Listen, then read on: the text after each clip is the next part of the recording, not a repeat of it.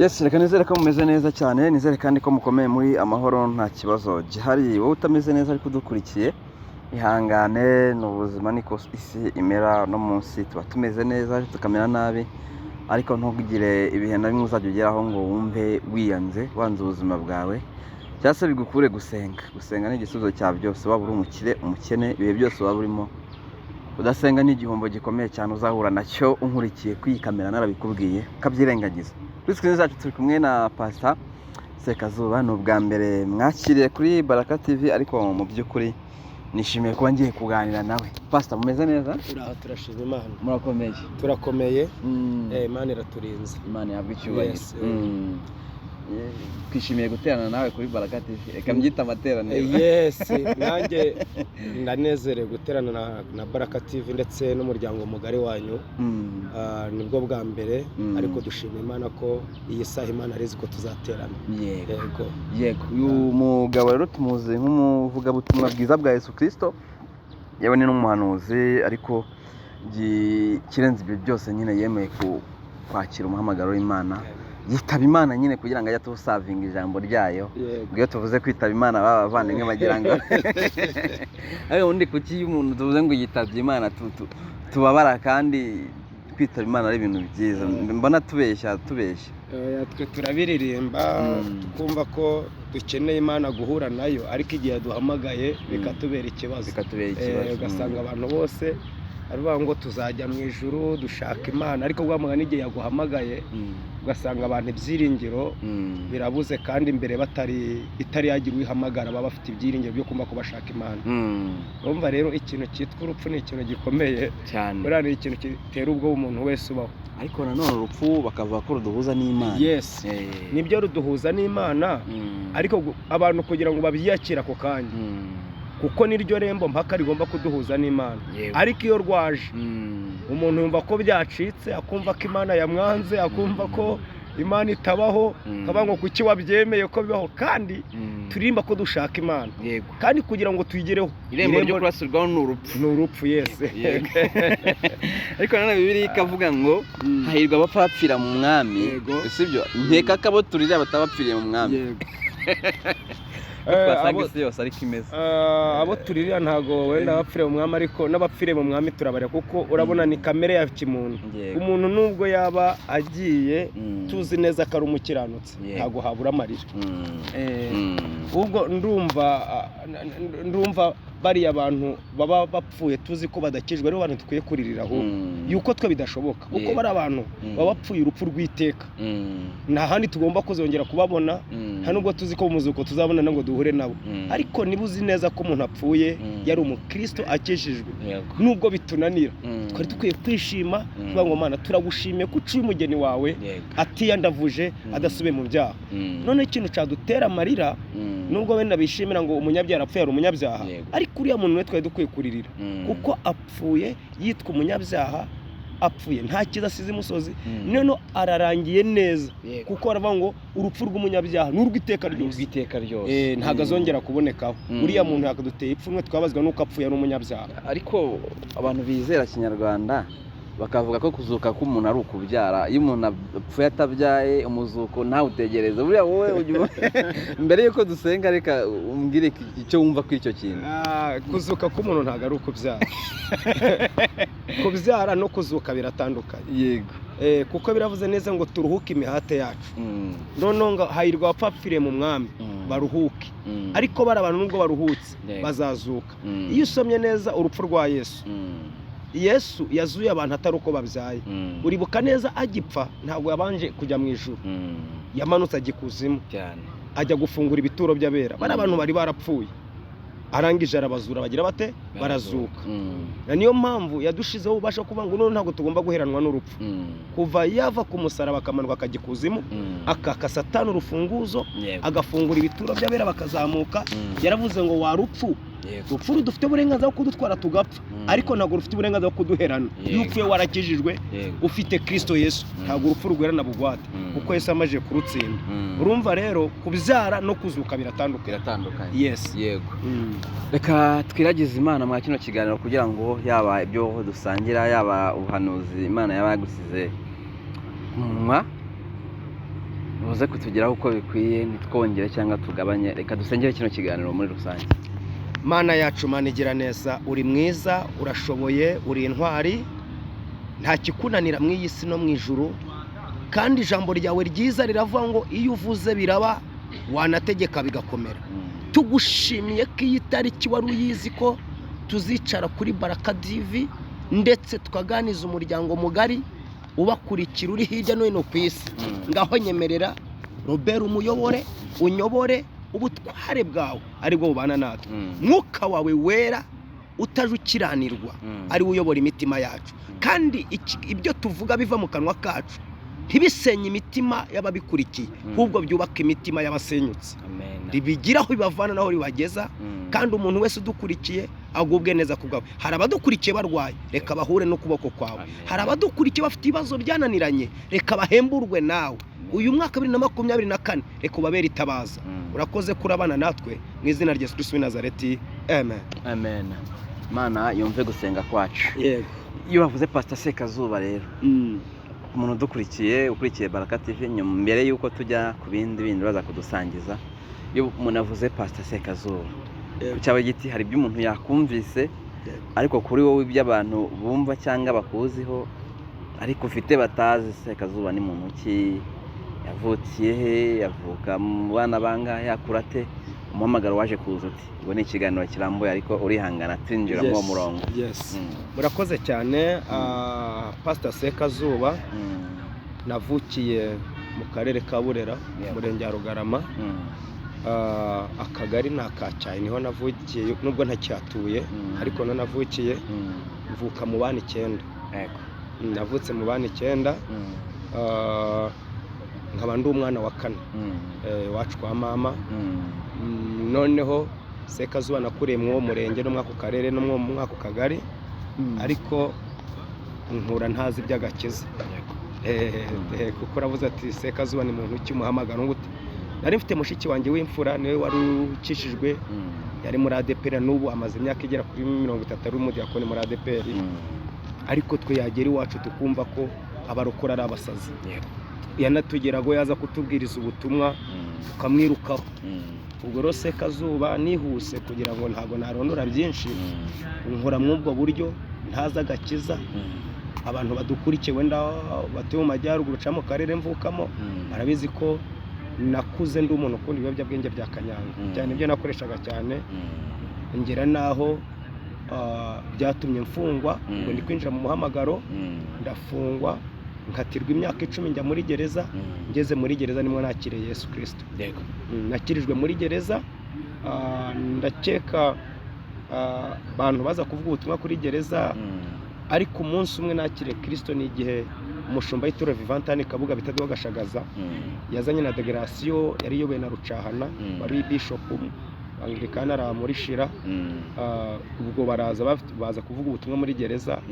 Ubwo umugabo Dewa gashagaza arabwiriza, arangije kubwiriza ahamagara abantu batsinzwe n'ijambo ry'Imana.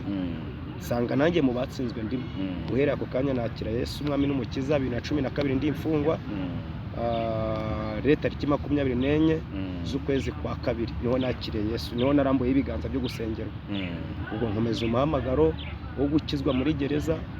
Ndakeka muri gereza nimwe nakora ivuga butumwa, nimwe n'igishuri rya teologiya, imwe b'abanyamerika baza gutanga inkunga mu magereza. Mba muri gereza, impano z'ubuhanuzi namwe zamanukiye. Nimwe natangiye kugira impano zo guhanura muri gereza.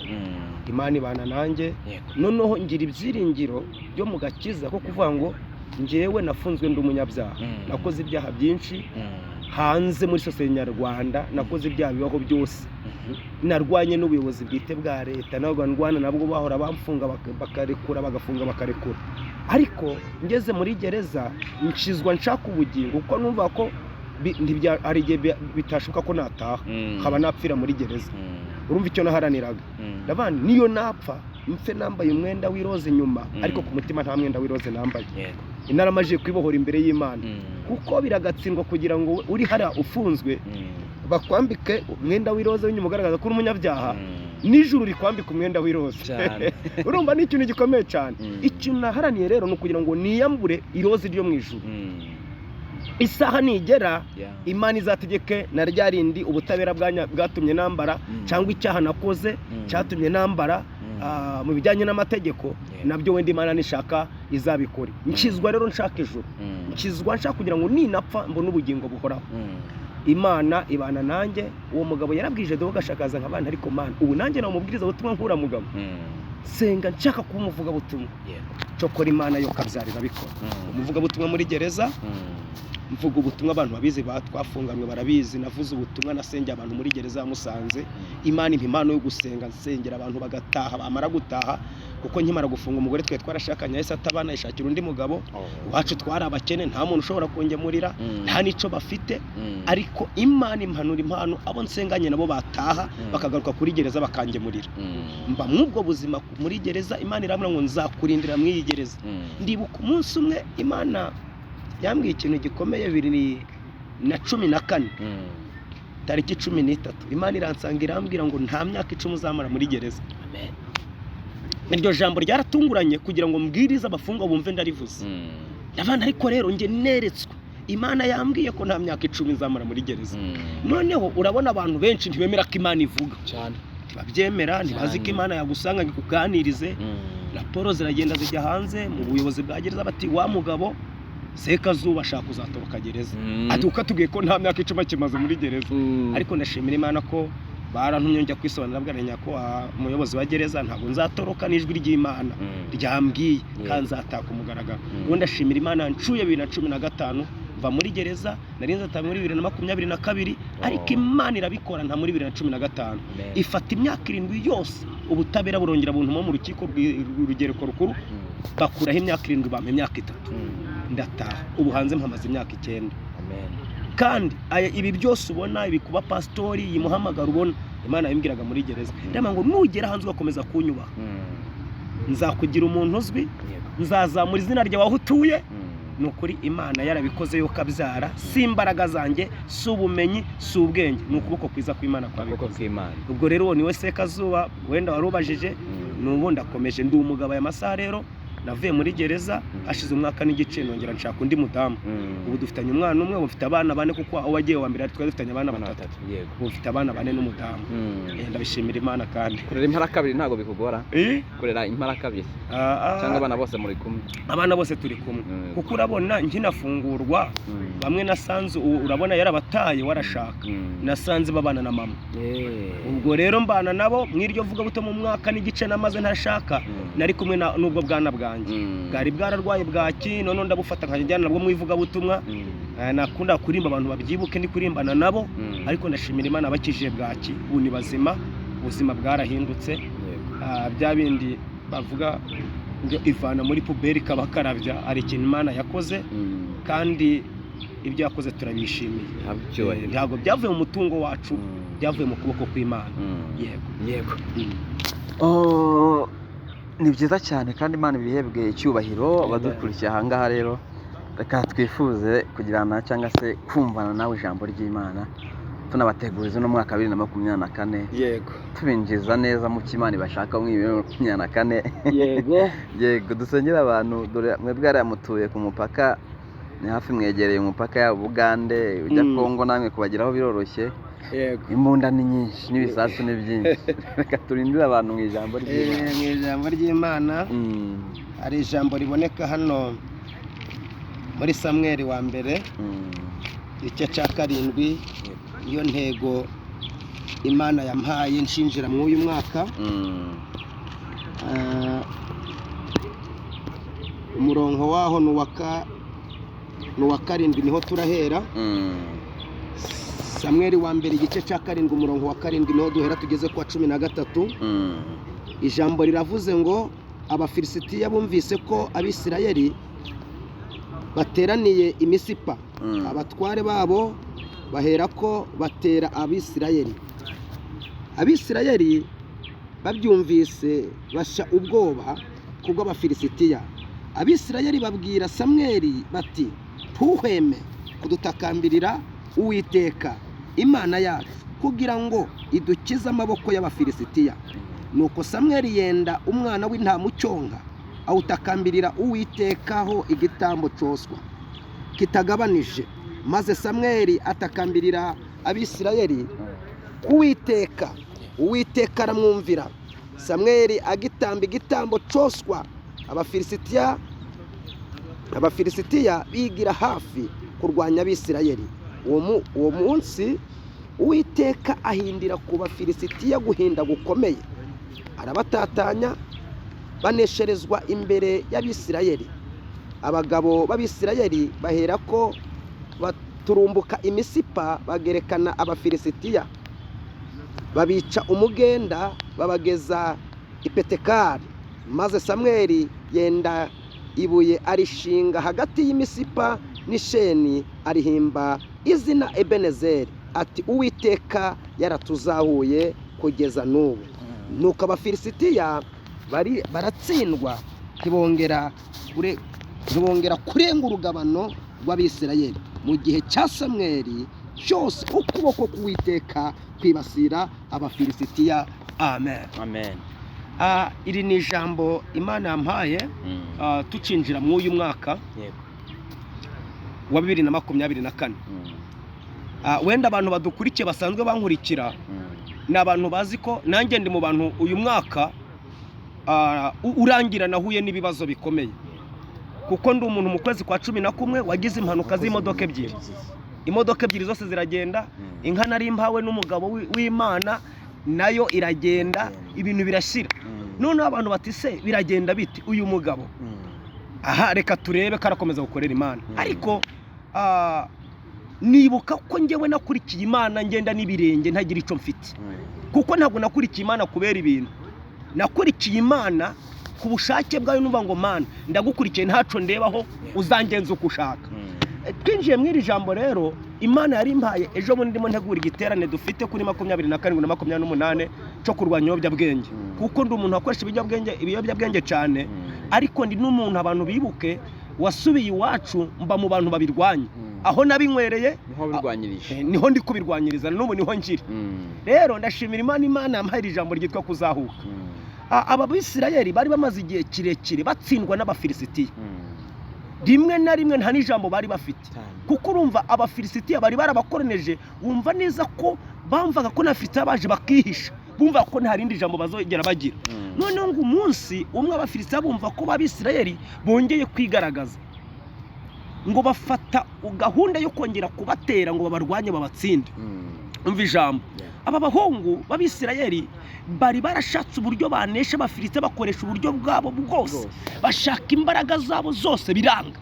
Ariko barangije bibuka ijambo, bivuga ngo hagati muri twe hari umutambyi, hari umuhanuzi, reka tumubwire nabagerageza. Nibwo bahamagaye Samweli baramubwira bati ntuheme kuko kabaye, noneho igitero kigiye kudutera ni simusigane kidukuraho, ntuheme kudutakambira ku Uwiteka Imana yacu. Bibiri tubwira neza ngo Samweli nawe arabumvira, ngo yenda umwana w'intamuconga awutakambiriraho Uwiteka igitambo cyose. Ngarangije gutakamba, Bibiliya yatubwiye ngo Uwiteka yumvira Samweli, yumva ijambo Samweli, yumva kurira kwa Samweli, yumva gusaba kwa Samweli. Ngarangije aramwumvira avuga ngo uhereye aka kanya ukuboko kwanjye kwari kwaravuye mu Bisirayeli kubagarutseho.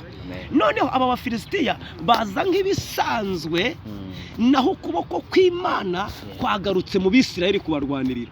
Bibiliya yatubwiye neza ngo Abisirayeli ngo baturumbuka imisipa, kuko baramaje kugira confidence, baramaje kumva ijwi rabwira ngo Imana yabagarutseho. Niba ari ijambo nkora rwo ngo Imana ikugarutseho, Imana iri kumwe nawe. Noneho nanjye bimbwire rwose oya irakugarukaho kandi bikore. Noneho aba Bisirayeli confidence ya mbere ubundi cyo nkundi, iyo wamenyereye kumva ijwi ukamara kabiri utumva ijwi Robert biragucanga cyane. Burangendo wenda nkuko avuze ndi umuhanuzi ndahanura, ariko buriya nkunda nahanurirwa kurusha guhanura kwanjye.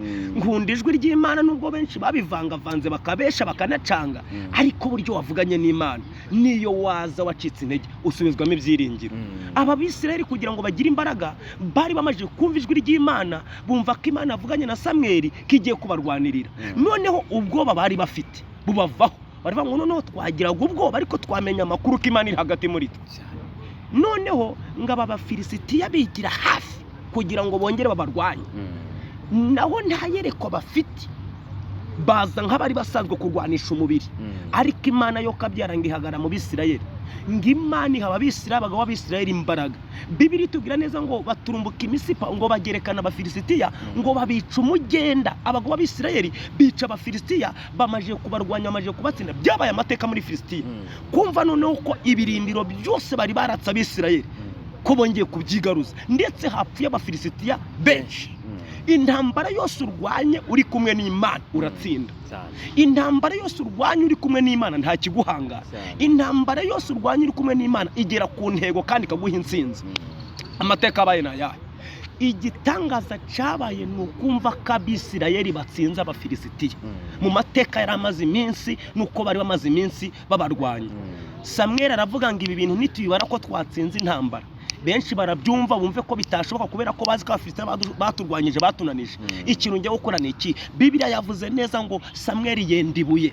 Aravuga ngo iki kizaba igihamya. Umva kaze nkubwira Robe, kubwira abantu ngo Imana avuze ko izakugira neza, ibyo babyumva ariko ntibabyumva neza. Ariko iyo beretse igihamya abantu baravuga ngo Imana irashoboye. Iyo Imana avuze ngo Robe nzaguha imodoka, ukababwira ngo nje ndi mu bantu Imana yabwiye ko bazampa imodoka, ibyo ntibabyumva. Ariko igihe bazabona Robe utwara imodoka, bazabanga Imana ya Robe yasubije. Imana iremera aba bantu igihamya, nawe ikuremera igihamya. Turi mu gihe cyo kuzahuka, hari ibyatuzahaje muri 2023, ariko reka ntangariza abantu fitiyere kwa rivanga uyu munsi Uwiteka agiye kuzahura abantu. Uyu mwaka 2024 Imana ishobora byose igiye kuzahura aho wari warazahajwe, aho ubuzima bwari bwararangiye. Uwiteka ari kumwe nawe ngo afatibuye ngarishinga hagati y'imisipa n'isheni. Aravuga ngo umuntu wese uzanyura hano ntazongera kumenya ko twatsinzwe n'abafilisitiya, azamenye ko ubutsinzi buri muri Isirayeli. Ico cyari igihamya kivuga ngo n'umwana navuga kabaza ati riwe ninde warishinze, bazamubwire n'umwana utwite uri mu nda abazaza nyuma niba bazangiriwe ryashinzwe n'iki, bazababwire ngo hari Imana yatabaye Abisirayeli mu gihe bari barakorerwe n'abafilisitiya. Ubu ni ubutsinzi, ubu ni ubutwari. Iri jambo ritarinyibutsa ukuntu Abisirayeli bambutse Yorodani ubwo n'ubundi Mose yari amaze gupfa. Ndi ku kintu kitwa kuzahuka, ndi gutangariza abantu kuzahuka, ndi gutangariza abantu ngo Imana ikuremera igihamya. Kuvuga ngo twarasenze, ngo twagiye Kanyarira, twagiye Kizabonwa, twagiye mu Rusesa, twagenda Birambiwe, twagiye hehe kurondora imisozi. No, iyi Imana yaguhaye igihamya kiguha confidence kurusha kuvuga ngo Imana yavuganye nanjye. Imana irema igihamya. N'ubu Samweli yararekera akavuga ati intambara turayitsinze, arabatari ko kanshingira ibuye. Bibiliya yatubwiye ngo kugeza mu gihe cya Samweli cyose ukuboko k'Uwiteka kwibasira abafilisitiya. Reka ntangarize umuntu udukurikiye, ukuboko kw'Imana kwibasira ibyagutsinze muri 2023. Kwibasira ibyakunesheje uhereye aka kanya, kubera kugiye kuzahuka, kubera ko hari amateka Imana igiye guhindura ku buzima bwawe. Ukuboko kw'Imana kugendere ababisha bawe. Noneho rirabuye ryanyibukije amabuye Yosuwa yaturaguye muri Yorodani. Ubwo bari bamaze gukorerwa igitangaza n'Imana, bakimara kwambuka Yorodani Mose amaze gupfa, ngo bakimara kwambuka bageze hakurya, Yosuwa yaravuze ngo nituramuka tubwiye abantu ko Imana yatwambukije Yorodani, kubyumva bazabyumva ariko bahite babyibagirwa. Ni igihe gihamya cyatuma n'abana bazavuka buzukuru n'ubuvivi bazamenya ko twagendanye n'Imana ikatwambutsa Yorodani. Abahetsi bagihagaze muri Yorodani, Yosuwa ngagaruka inyuma aravuga ngo mukomeze muhagarare. Atoragura amabuye 12 ahinganye n'umuryango wa Isirayeli ko ari 12. Arangije ngaraza yashinga ku nkombe, yashingaga buri buye arivugira izina. Aravuga ngo uzavuka azabone ko twahuye no koko kw'Imana. Ashinga amabuye yita amazina uruhande rw'inkombe ya Yorodani, kuko urabona Imana ikimara guca mu Yorodani. Ikindi cya kabiri no kwambuka kwabo bari Abisirayeli, bakimara kwambuka nabo muri bo bari banze kwemera ko Imana avuganye na Yosuwa. Babona igitangaza kirabaye, babona Imana iciye kabiri Yorodani. Ikimara guca kabiri Yorodani, amazi amanuka ajya mu nyanja y'umunyu, andi azamuka ajya mu mudugudu wa ruguru.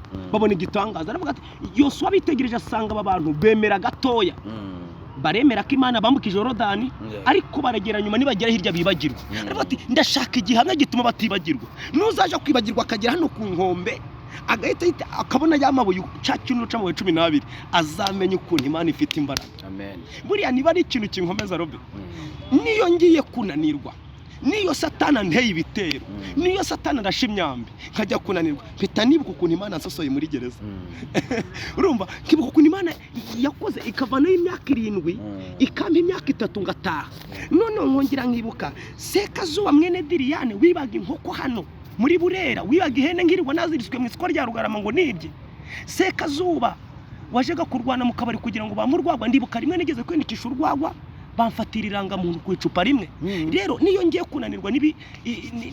kunanirwa ncitse intege nazira mpanuka impamvu abantu babonye ndi kubyina cyane zabaye abantu bavuga ngo umuntu wabuze imodoka aje mu rusengero akabina akabwiriza nkure oya nahitamo ngo yayindi yamvanyiriye iracahari rero ikintu cyesha Abisirayeli benshi kutagerayo baribagiwe n'ikintu kitunanije ubona ibintu biri kuvangavanga ukabona umuntu Imana yamuhamagaye ari umuntu avuga Imana neza mu kandi kamwanya ukabona arabihinduye no kwibagirwa Robe no kwibagirwa dufite abantu mwakira no ku mashosho media bakaza ari imbabare bari gutaka Imana yamara guhindura ubuzima bakibagirwa Imana bakuye cyane bagatangira kubivangavanga akaza kuri kamera afite confidence akumva nawe yatinya niba yaje kuri kamera adashoboye no kwishura inzu y'ibihumbi 30 ageze kwishura inzu 200 yatangiye guhindura ifiyeri yaremereye donc yatangiye kwibagirwa iyo yavuye ubundi bava neza ngo iyo wibagiwe amateka wica amategeko iyo wibagiwe amateka wica amategeko ikintu gikomeza umukiranutsi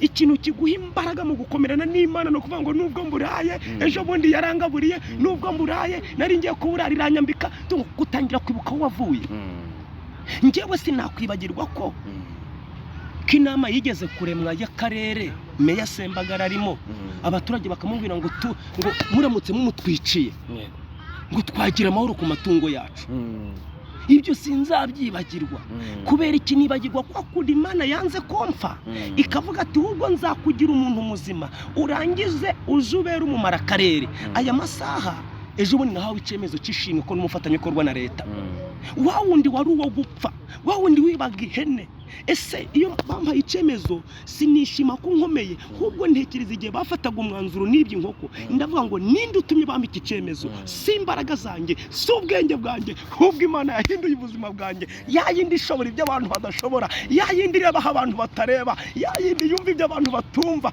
iyo ntagari ngewe utumye ntagari ubwenge nta mashuri mfite akomeye yo gutuma bafata icemezo ngo bandike ngo twebwe ubuyobozi bw'umurenge bwite duhaye Profete Sekazuba icemezo kandi umufatanyabikorwa yafashije abatishoboye yasabiye abantu bakirwa amacumbi uwari igisambo watumaga imitekano itagiza Imana yakoresheje ubuhanga bwayo kuko baramfunze kuko nagiye muri santarari maje kugera muri kashe inshuro 24 suko batagoroye suko batakubise suko batafunze kubwo igihe carageze Yesa nkoraho cyane aravanga ibyananiye abantu ngewe ngira nte ndabishobora none ubundi umunyarwanda ufitiye igihugu umumaro wawundi nduru zavugaga wawundi wagira gate ubundi kwirirwa nanjye namamaza ubutumwa bwiza mbwira abameze nkanjye bakera ngo bahinduke rero aya masaha kuba nicaye kuri Baraka TV nkaba nambaye karuvate ntarigeze nyirota iyi ni intera confidence nkirata ndaba nibagiye ko nabayeho nja kwiga nambaye umupira nta kabutura mfite abanyeshuri bataha bakankubura bakanyiruko bakakubura ngo bari bubwambure bwanjye ariko nimbona nambaye ko iyi karuvati mvuge ngo uyu ni wa wundi wabaga mu nzu y'amabati 6 akaza yasinze bakamukubitira mu nzu aryamye mu nzu mukubita ari hanze kuko nge nigeze gukubitwa mu nzu nyiryamyemo umuntu ankubita ari hanze twari twarwaniye ku isantire arambwira ngo ndakwereka naho inzu yanjye karakazi k'amabati 6 ariko ntaragahomye narashiuzi ko mucarushiramo ibishwange noneho aneka saa 8 nasinzira arazara bisosora afata igishingirizo dushingiriza ibishimbo ankubitira hanze ndi mu nzu ubwo ni nambaye ikaruvate rero nkuba ngo ndakomeye nkibagiye ukuntu bandihiraga biratuma nirata nkandagire n'abantu ubwo nimbona nambaye ikaruvate nimbona nambaye ikaruvate nkabona nambaye ikositimu mpita nibuka ukuntu bampondaguriraga mu nzu umuntu akankubita ndi hafi none musigaye ahubwo muyirusha icubahiro cyayo mwarakiyatse mushaka kucishira mureke twibuka iyo twavuye nitumara kwibuka iyo twavuye tuzatungana tuzirinda gukora ibyaha tuzanatinya n'Imana ndetse tuzanayubaha rero gukora ibyaha Imana izabona iminyago. nageraga iwacu ntwaye imodoka bakoma mu mashinga ngutya bataraje araje ariko ibyo si bintere kwibona kavuga nti ikintu cya gisambo bari gukomera amashi Yesu yahinduye bigatuma ntirata bigatuma ngo mwami si njyewe nigeze kuba mbwiriza abantu ntago wenda nta banyarwanda twe tumwe ndi kubwiriza mu rusengero Kisumu muri Kenya cyari giterane kirimo n'abaminister ndimo mbwiriza ninjiye mu rusengero bari babarangiye ko ari umunyarwanda uraza ninjiye mu rusengero bakoma mu mashi bona abantu barahagurutse bakoma amashi menshi cyane bakomya amashi protokole ziri imbere izindi ziri inyuma yego ariko mu mashi mita mfata ubwenge bwanjye mbujana iyo navutse kwa Diriyane ndeba mbita uko bakoma amashi ubwonko buva mu rusengero buje iyo navutse buje uko nakuze buje ukuntu bari bavuze ngo bandase ngo namaze amazu y'abantu ngo ndi kuyapfumura ndi igisambo butekereza yo navuye ndangije ngo burya Sekazuba bakomera ya mashi ni Yesu wicaye muri we ni Yesu bakomera amashi reka abantu bongere bibuke Yesu yabakuye wageze aho usabirwa kwicwa nge bansabe kuraswa kuko naribaga nkanywa akanyanga noneho tekereza umuntu wari ugeze aho arwana na gitifu w'umurenge akamutera mu biro urumva nari ngeze ahantu wo kuvuga ngo dongo hari igihe umuntu abaho ariko atari umuntu ari umwiyahuzi kuko numva ko napfuye ubuzima burangiye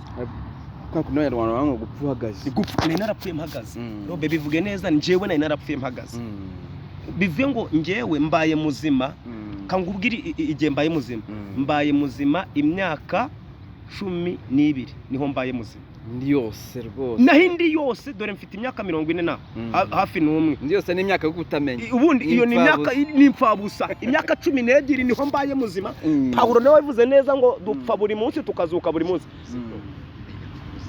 ariko ntagiye nigeze nanazuka ntagiye nigeze nzuka na gato nta na rimwe nahoze ndi umupfu nahoze numva ko nta kiza kuri ngewe rero dupfa buri munsi tukazuka buri munsi nge nta n'igihe nazutse uwo nari ndi umupfu muzima ugenda mu nzira kumuva ngo gupfa umuntu ahagaze imyaka 12 imenye Kristo niho nabaye umuntu muzima kandi ndaburara ndihangana ndaburara siniba inkoko z'abandi nkuko nazibaga ndaburara sibongera kumfata nikora imifuka y'ibire y'abandi ndaburara sinagira nte ndemera ndashinyiriza uko mburari jiri kambira ngo nzaguhoza amarira nzakugaburira nzakwambika ndibuka rimwe abantu babyibuke ko nanavuze na Yesu bakansohora mu nzu maze amezi 3 ntayishura abanyamasengesho bagaterateranya bakaza kunyishurira inzu ariko umwami akambwira ngo humura songa mbere apana kurudi inyuma komeza urugendo rwawe aho uri kujya ni heza ntagahatandukanye naho wari uri mbariza umuntu dukurikiye udafite nzayimana abaye hati ufite nzayimana udafite nzayimana abaye hati niba ari ikintu gikomeza nukumva ijwi ry'Imana kanze nkubwire Robe ngewe natunzwe uziko n'umugore wanjye wa kabiri si ukubabesha arankurikiye madamu wanjye bankurikiye kandi kubesha ni icyaha nje nja kumutereta iwabo baramubwiye ngo warindusha kuko n'imfubyi yapfishe se na nyina ari mutoya none twari tuzi ngo uzagira ushaka nushaka kugira umuntu kuruhura uburushi none usanze indushi ikuruta nje bavuze ko kwa mabuko bavuze ko n'indushi muruta none bambaje batisi muzabaho muti umukobwa kambaza ati ko nta kantu ufite ntimfite amasezerano donc amasezerano niyo nizo nateretesheje umugore wanjye nza navuzweho n'Imana ko ntanze ufite navuzweho n'Imana ibyo kwambara navuzweho n'Imana ariko ndashimira Imana ko iyo uyemeye muco yakuvuzeho ukakomeza ukagihamya Imana ikugirira neza rero ndashimira Imana ko umugore wanjye ico nashoye mutereta ariko kiryaho ntaga gisorwa mu nzu Robe kanze nkubwire ubu namuguriye inzu ari mu yanzu badusoragamo ndetse niyo twanaguze iya imwe twakodeshaga bakadusoramo iyo niyo twaguze none uyu umugore wanjye ntaga cyambara London ya 2 nabwo nayibonaga ari uko nzamutse zandabirambiwe niriwe mpe nahennye nabona nka 2 nkajya nkamugura agatenge none Bibiri iranditse neza muri Zaburi ya 16:12 uravuze ngo ibyiza Uwiteka yangire ndabimwiturike nibagirwa ibyiza Imana inkoreye tangire nirata ngo Sekazuba nawe pastor ukomeye tangire niyemere cote yanjye kanze nkubwire kera bacaga umugani ngo uyambariza kwishika gusiga ivu uzi impamvu uwo mugani usobanura uyambariza kwishiga gusiga ivu bivuga ngo aho icyo usabye Imana uri kumwe naco ni kiguha ubu nuvuga ngo Mana mu izina ry'ampamagaye ndatura amafaranga mu izina ry'ampamagaye ndatura kuri Robert amafaranga uravano wayabonye ni wizera mwagurira imbago mwubakire irabikora kuko ni umuntu araca umugani ngo uyambariza kwishiga gusiga ivu yuko bazi kishiga rituranye n'ivu rero Imana yo mu ijuru ibagire neza twe turi ku ijambo ryitwa kuzahuka ijambo twasanze hano muri Samuel wa mbere igice cya 4 umurongo wa 7 ababisirayeli bazingu bazora mu buretwa bw'abafilisitiya ariko igihe kigeze Imana ibashingira ibuye baratsinda uyu munsi wa none nawe Imana ikuzahura uyu munsi wa none Imana ihindura amateka uyu munsi wa none bishobora kuba warazahaye mu myaka ishize ariko ndagutangariza ngo 2024 ni umwaka wo kuzarurwa ku buzima bwawe panura ubuzima bwawe mu ijambo Imana ikuzahura Imana ihindura amateka Imana igushigikira kandi ngo Uwiteka aravuga ngo nguhereye aka kanya ukuboko kwanjye kuzibasira babisha abantu ukuboko kw'Imana kugiye kwibasira bakurwanya kugiye kwibasira abanzi bawe Imana ibaho umugisha kandi bagire neza hari ikindi wambaza turacyakomeje ikiganiro yego ibihamya by'Imana byo biracyari byinshi yego Sekazuba urafunzwe ku myaka 10 wakatiwe yego ukimaramo imyaka 3 urarekowe yego urukumva Sekazuba yari igisambo yego ntaho kuba yagiraga yego yabanaga n'umugore yego usanze umugore yagiye yego hari ubuzima wahitiyemo hari n'ubwo urimo aka kanya reka njye kwiyonzera ugifungurwa wageze hanze te ya ngifungurwa abantu ntibemeye ko nakijijwe cyo nico cyambere niyo ntego ya mbere ngifungurwa narabwirije abantu ntibabyemera mpura n'ibintu bibiri byo kudashaka kunyumva n'inzara ibyo ni ibintu nahuye mu muhamagara mpura n'icya gatatu cyo kubwira abashumba banyakiriye ko badakwiriye kumpa ijambo kari ari gereza iri kundya ejo nzabakoze isoni nkasubira kwiba nkabona ibiyobyabwenge ariko nshimira Imana ko umushumba wanyakiriye yagize iyerekwa yarasenzagiriye iyerekwa ry'ubuzima bwanjye akampa gatuta abantu batabishaka kugeza aho nafunguriye 2015 ndi umuntu wakubiswe n'inzara bigira muri 2016 natangiye kurya natangiye kuvuga ngo ndarye wenda mpage 2017 uri kuranya gutunya 2018 nshaka utangariza kimwe nabwenge iyo wibagiwe amateka ndi umuntu wabwirije ntashobore kwigurira inkweto babyibuka inkweto ya mbere nambaye nshimire nyakwigendera yari umupolisi ni wampaye inkweto aruka nsenze Imana ikora igitangazo barambwira ati nshingiye uko wambaye nakugura inkweto Imana imugisha asize abana n'umugore n'ubu turacari inshuti turasengana ariko niba ari ubuzima bwangoye ni ukuva muri gereza ngataha none kugera ahantu wibye ahantu wanywereye kanyanga ahantu bazi kuri umunyabyaha noneho naje no kuhahunga Imana ikiyangira ndibuka rimwe baransereje biranira ngiye kuja Kiboga muri Uganda Imana ingarura ku mupaka wa Canika Imana irambwira ngo komeza ubaha aho wakubitiwe niho nshaka kuzahindura ubuzima bwawe rero nshimiye Imana Robe ndayishimiye imbere y'abantu badukurikiye n'imbere yawe Imana yampaye kwihangana naje kunanirwa ikamfata kugeza aya masaha mu myaka 9 maze mwuyu muhamagara Robe Imana yageze kumira ngo nzagenda mu ndege ndabyibuka kandi umuhanuza bihanura ari iby'ukuri turi mu giterane wacu abantu bavuza induru bakubitana inkokora kubera ko babona ko bitambera bitagira bite ariko ndashimira Imana ngendeshe mu ndege nabyo kambivuge ubwo buhanuzi bwaravuze ashize amezi 4 itanurira indege njya kubiriza Dar es Salaam rero ndashimira Imana yandeze ndibuka rimwe hari akantu ntakubwiye Robe buriya satani ni mubi yanga ibyiza noneho iyo umucitse wari umukozi abandi abarwanyaga hora ariko ukuntu satani yandwanyije birarenze kwemera maje gukora mariage hari akantu nanze kukubwira maze gukora mariage dutangira kuburara tumaze ukwezi kumwe tukurangije umugore baraza baramwira ngo twarakubwiye ngo usanze ndusha barangije baramunyaka uyu turi kumwe umugore baramujyana iwabo baramunaniza amagambo garamunesha aragenda nsigara njye nyine n'abana banjye ndibuka ukuntu satani yananije umugore yaragiye nsize abantu baramvuga ngira ikigeragezo bene data niba ari ikigeragezo kibaho kugira ngo uvuge ufite n'inzara ni ikintu gikomeye iyo bakuvuze udafite inzara urarya ukavuga ati ndaryamye baramvuga nkavanze bamvuze nakwinjira mu nzu nakwinjiraho ndatamwicumije n'abana banje inzara ikaduhobera katubwira ati muze nanjye mbakarange ndibuka abana baramfanye saa 8 z'ijoro nja gusaba igikoma ku mugabo bita Mine utuye munsi y'iwanjye icyo gihe umugore yari yaragiye yamaze igihe kingana iki yameze amezi 3 yaragiye ngiye kumutarura banyiruko ngo sindi umukwe aho guca mu irembo nsimbuka igipangu caho yarari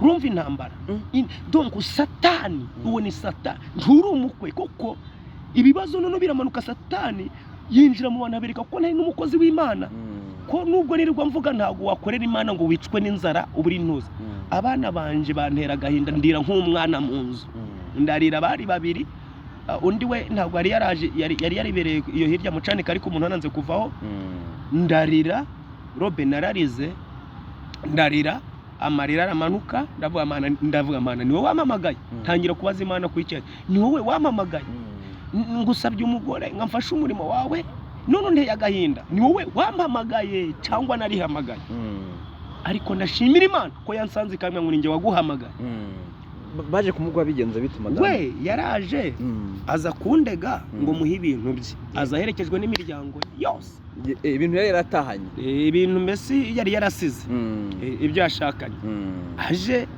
amakomfikasiyo ko nzaburana ndangire nja gusenga ndara ku musozi ahantu nsenga Imana irambwira ngo nujya kuburana uvuga amagambo 3 uceceke niho cabaye gitangaza urubanza rwanje rwabereye inteko yabereye mu kigo c'amashuri abantu bose bahuruye bumvaga urubanza rwanje rw'umuntu ubwiriza kuri radio tugiye nari mfite inzara ariko mfite ijambo abanyamakuru baranyakira nkabwiriza kuri Rise Musanze noneho n'abagiye guhinga bose bakatira kumva urubanza rwanje ikintu cyabayeho ni ikiherero Imana igitangaza yakoze gikomeye nagiye kumva bagiye mu nteko bagiye gusoma urubanza barasoma baravuga ngo Sekazuba dusanze ibyo bamurega nta gaciro bifite tsinda umugore ku mugaragaro pe Imana namwe ngo nje ndiburanira ndamutsinda batero wa mugore we umugabo yararushe mwaramugize mute bigenda bite nuko ati wagiye atanariyo kuko nyene ese nanzuza nasanze yagiye nagiye kubwiriza kuri radio bita Energy Radio gitananzuriza ubuyobozi ko yagiye umugore arangije ati rero nabantu banyoheje ni na satani ndi gusaba mu nteko ndi gusaba umugabo wanjye imbabazi aravuga ati mukozi w'Imana uremera gutanga imbabazi ndavuga se ntatanze imbabazi nabandi umukozi w'Imana nashatse umugore mukunze karibu umugore agaruka ngangutse inteko z'abasura umugore aragaruka akamubwira ati nubwo ugarutse uwo ntaca azakumarira ariko ndashimira Imana Damu Sekazuba aho uri wizere neza ko nzabasura ndashimira Imana ejo bundi ukuntu Imana ari igitangaza umugore namukubise mu modoka nubwo ntayo ngifite ariko ntaca Imana aragakoze Imana izaguhinda urumva umugore namukubise mu modoka ndamutwara tujye mu bukwe kwa mabuko aho nirutswe umukwe araje noneho madamu afunga umukandara ntwara imodoka ngeze imbere madahagaze ni shere urabona ico nashoye atari ico sinakubwiye ko navuzweho n'Imana arambwira ati ikimenyetso narakibonye tine satani warudutandukanyije rero iyo mbonye urugo rwanjye nkabona umugore wanjye arambaye nkabona turagendana mu nzira nibyo byabaye tekereza kugira ngo umuntu agusige mu maranya amezi 2 mutandukanye wari umaze iminsi ite n'ibindi bikomere byo kuba muri gereza n'undi yaragiye urumva ni ikintu gikomeye naravuga ngo niyo uyu mugore yaba ari umunyamakozi kubera kuri yagiye wenda n'ibyaha nakoraga mbere baravuga ko ntakejejwe ni nako byabavugaga bavuye ko ari nge munyangeso noneho bikantera kurira nk'abamana nta niwe nanabwira ko ari nge mutaraga nta niwe nanabwira ko ari ngewe nzeri mu rugo ni wowe ubizi gusa Imana irambwira ngo Sekazuba ceceka ndi wumva ibyo abantu bavuga umva ico nkuvugaho abantu bihorera dore icisha abantu nukumva ico abantu bavuga bakibagirwa ico Imana yagize ite yabavuzeho Imana yarama ngo ninjye wakuvuzeho ndagukunda kandi nzagukorera imirimo n'ibitangaza kuri uyu musozi none uyu munsi ndi umukwe uyu munsi ndi umugabo wa Nyirahibineza Chantal ndi sheri we ndamwambika umugore wanjye n'Imana yampaye umugisha kandi nzi neza ko nawe yabonye ko hari Imana ivuga kandi gasohoza. Urumva urwo ni urugendo rukomeye cyane mwivuga butumwa. Tubwira abantu mukomere kandi urabizi intambara nk'izo zabaye z'abashakanye abantu bahita batangira bati si uwawe. Hari abantu dufite bahita bahimba ubuhanuzi cyane bakagenda akabwira umugore bati waribeshe si uwawe, nanjye bakagaruka bati warihuse uriya si uwawe harundi. Ariko kandi nkubwire system Imana yampamagaye iyo umpanuriye umbesha menya kumbesha, niyo mbwije iby'ukuri menya ko ari iby'ukuri. Ngende umuntu urondora ubuhanuzi mu buzima niyo mpano Imana yampaye. Ushobora kumana bavanga uyu muntu harimo n'iby'ukuri cyangwa uyu muntu arambesha. Njye narasanga nta mupakuri hagati yanjye n'umugore wawe, kabona igihe cyo gutana nawe kidahari. Niyo mpamvu namaze nayo mezi 3 Imana Satani akambwira ati itorokira uve mu iki gihugu byari byarangiye. Abandi oya aho nasebe nizansebe zurira nihizantabarira ntakinze gutoroka. Nasanze gutoroka ngo nigendera amagambo yarabaye menshi. Icyo gihe umugore ataraza nabandi atoroka abana banje n'ubundi byararangiye. Ariko ikintu cyamubaje no kubona nkabona abana banje ukuntu uwa mbere yabataye, nkabona neza rukuntu igiye kwica abandi hoya nzapfana nabo. Ariko ndashimira Imana itaratumye abana bapfa n'umugore akagaruka akaba ari umugore twabyaranye dufitanye umwana. Yes bego aragarutse murabanye. Nibura yatangiye kurya kuwo musaruro by'Imana yakubwiye ryari bigenze bite? Umugore wanjye yatangiye kurya ku musaruro ariko nagiye mu gihugu ca Tanzania mwivuga butumwa. Bampaye amasamaki mvuye Mwanza ndamuzanira, niho twe turi isamaki twinde umuntu yizaniye. Kene ca kabiri uwo munsi niho namwambitse yambara kwivuga butumwa, azanye ibitenge ngira ngo muri arambara. Ntanjye abona ntangiye kugira ngo ariko amajwi akimurwanya ico gihe umugore wanjye yemeye neza 2019 njya za Nairobi mvuga ubutumwa, abona ntangiye kuri indege. Noneho yemera neza 2020 nguzi iyo nzu badusoragamo. Abona umugabo nguzi inzu, umugore atangira kwemera kuko sinakubesha twabaye hatamfurira, twabayeho atanzanira amazi wena ngo kubera hari igihe Satani afata umuntu abantu bakamushiramo ibintu bikababoroke kuri we kandi atari we, atari urwango rwe. Satani yaramufatishije n'iki neza. Hari abana rega batandukana, nibyo nkunda kwigisha abashakanye. Hari abantu batandukana bagatandukana atari ngombwa, none bakabona ikimenyetso cyo kumuntu amwanga kandi bagahita bagifatiramo icemezo. Ariko nyene nakomeje gusanga ngo nta gihe kibi kizatsinda ikiza, nta gihe Satani azatsinda Imana. Uyu mugore azatunga nge mfata umwanya wo kumusengera. Wa mugore we nzakwikora ngo ushire ku mutwe kugeza igihe ibikurimo nzabiforomata. Ntarwanye nawe, ntagututse, ntagiye kurega, ntagutorotse. Fata umwanya wo kumusengera umugore Imana imugerera mu foromata. Ubu nusheri wanjye no kuva turambariye ihe nkweto no kwambara ihe koti niki. Ubu numungeza no uri kumpamagara nawe ari kunyakora sheri waramutse neza, nkumva ntariko bya bintu byaratunganye noneho umeze ute ni akakajwe nari ngakeneye. Rero ibyo byose ni imbaraga zo gusenga, imbaraga ziratsinda. Umugore ukamuhereza imyenda gufurira ari umugore wawe mwashakanye akanga kwifura. Ibi byabayeho ntago yabihekereshaga amagambo we yashiraga kuko umugore wanjye abamuzi ntagavuga ntagavuga menshi n'icyo ashobora akwereka. Ariko niyo yaba arwaye akabona isengeri yanjye irafuze atinya no kuyiha abana bo mu rugo, arayifata akaza akiyanga. Apfa kuba yatoye agatege kuko ari gihe yahaye abana bamfubiriza imyenda. Aravuga ati niyo yaba arwaye ni ukuri kw'Imana. Niba ari umuntu ejo bundi yakoze ikiganiro ku munyamakuru wadusuye avuga ijambo ryatumye ndira.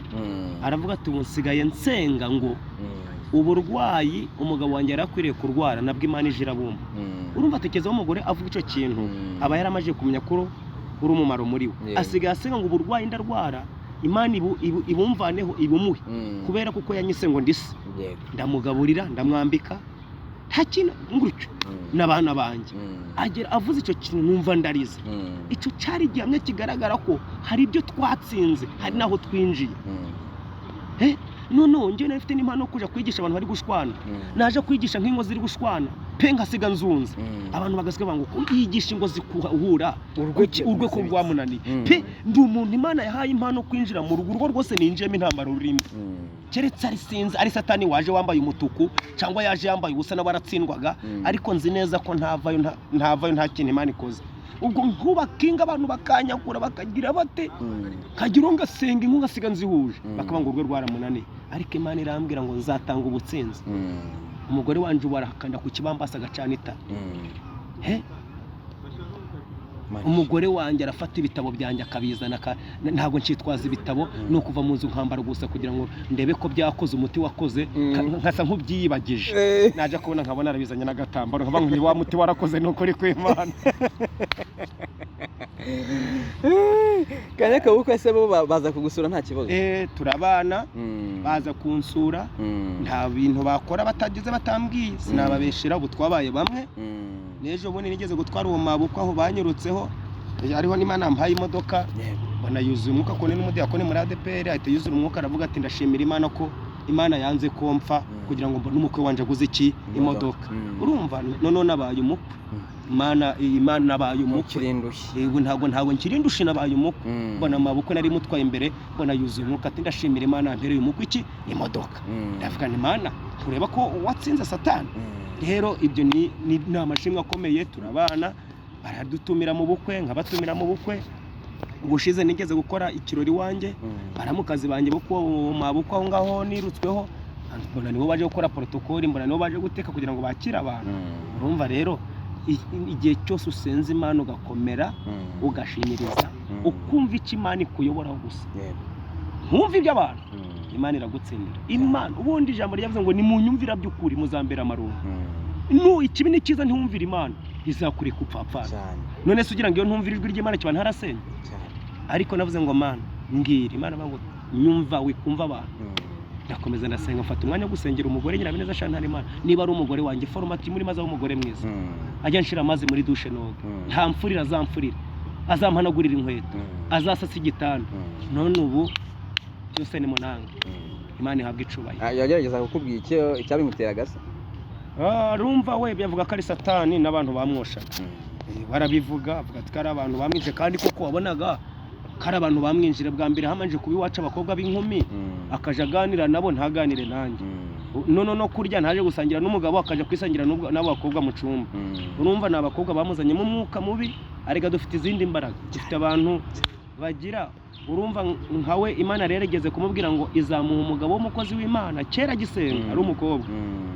none bari ubuzima bayemo umukobwa mugenzi aramubwira ngo nubona umugabo nkuko Imana ikubwiye kuko aramwe ngo uzagira umugabo aza umukozi w'Imana azatumwa n'imodoka noneho ngo umuntu aramubwira umugore wanje arakambwe ejo bundi ngaramubwira ngo we nubona umugabo ugakora ubu ngo ni nk'ikimasa kizaba cabyaye urumva bamucaga intege rero kubona abanye umugabo nubwo nari ndi umukene bakabona arambonye bakabona abonye umuntu wagara imbere akabwiriza ishari Satani ntabwo yabyemera nanjye ubwanjye warusanze urayagiye Satani ashaka kugira ngo nterwe n'agahinda kenshi tunanirwa gukorera Imana ariko dushimiye Imana mu myaka 9 ko iyi Imana yamfashe ukuboko n'ubikaba ikimfashe ukuboko inaha makuba yaza nubwo abantu baguruka bakagira bate bakandwanya ntago bamvana ku Mana nubwo ngira ngo warabonye ejo bundi warabonye baza nagize ngenda umuntu imodoka ebyiri mu kwezi kumwe ndi umuntu wakoze impanuka nsiga imodoka ihanamye hejuru nja kuvuga ubutumwa ndakomeza nja mu rugendo kuko ibyisi ntago mbiraho cyane kureba nkuko ndeba Imana ndashimira Imana rero mfite ibyinigiro kuboko kw'Imana kwakozemo kukamba imodoka